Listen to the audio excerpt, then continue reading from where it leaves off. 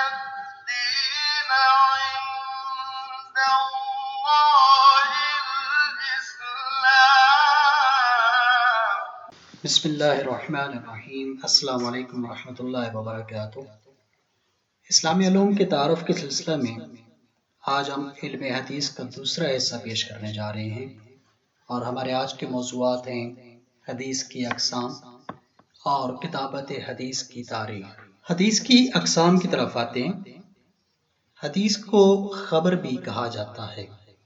علم حدیث کے ماہرین نے حدیث یا خبر کو دو بنیادی اقسام میں تقسیم کیا ہے: خبر متواتر اور خبر واحد.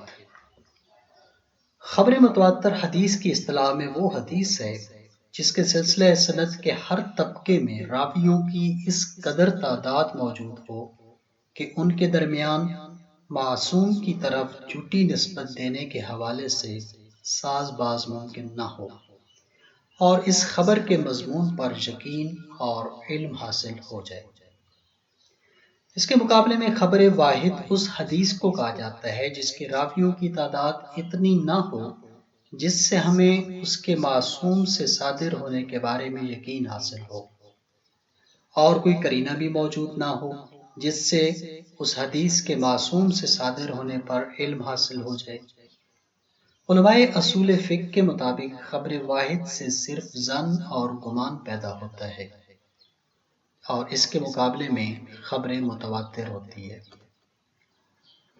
خبر صحیح. خبر صحیح اس خبر کو کہا جاتا ہے جس کے سلسلہ سند میں موجود تمام راوی امامیہ اور ثقہ ہوں. خبر حسن اس حدیث کو کہا جاتا ہے جس کے تمام راوی امامیہ تو ہوں لیکن سب کے سب ثقہ نہ ہوں. خبر موثق اس حدیث کو کہا جاتا ہے جس کے تمام راوی امامیہ تو نہ ہوں لیکن سب کے سب ثقہ ہوں. اور خبر ضعیف اس حدیث کو کہا جاتا ہے جس میں درج بالا شرائط میں سے ایک بھی موجود نہ ہو. مثلا اس کے سلسلہ سند میں ایک ایسا راوی ہو جو امامیہ بھی نہ ہو اور ثقہ بھی نہ ہو. حدیث کی اس تقسیم کو آپ اس جدول کی صورت میں بھی دیکھ سکتے ہیں کہ حدیث خبر متواتر اور خبر واحد میں تقسیم ہوتی ہے، اور پھر خبر واحد بنیادی طور پر 4 قسموں میں تقسیم ہوتی ہے، یعنی خبر صحیح، خبر حسن، خبر موثق اور خبر ضعیف. اب چلتے ہیں کتابت حدیث کی تاریخ کی طرف کہ حدیث کب سے لکھنی سٹارٹ کی گئی. عصر نبوی میں امام علی علیہ السلام اور بعض صحابہ احادیث رسول کی کتابت کیا کرتے تھے.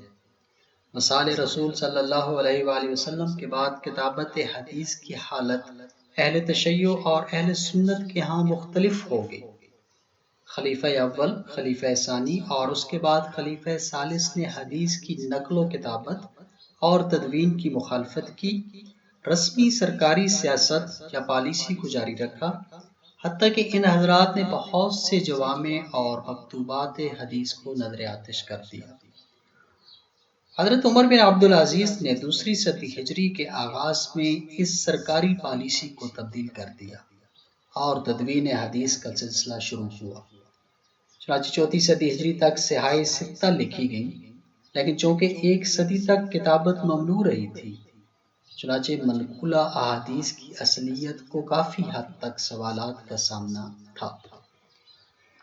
دوسری طرف شیعیان اہل بیت علیہم السلام نے رسول اللہ صلی اللہ علیہ وآلہ وسلم کے دور سے ہی کتابت حدیث کا سلسلہ جاری رکھا ہوا تھا، جو ائمہ معصومین علیہم السلام کے زمانے سے امام مہدی علیہ السلام کی غیبت صغریٰ کے زمانے تک جاری رہا.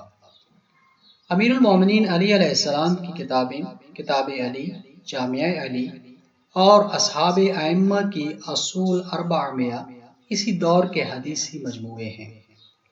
بعد کی صدیوں میں روایات و احادیث کی تدوین و تالیف کا کام انجام پایا.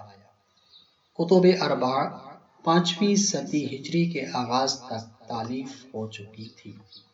السلام علیکم ورحمۃ اللہ وبرکاتہ.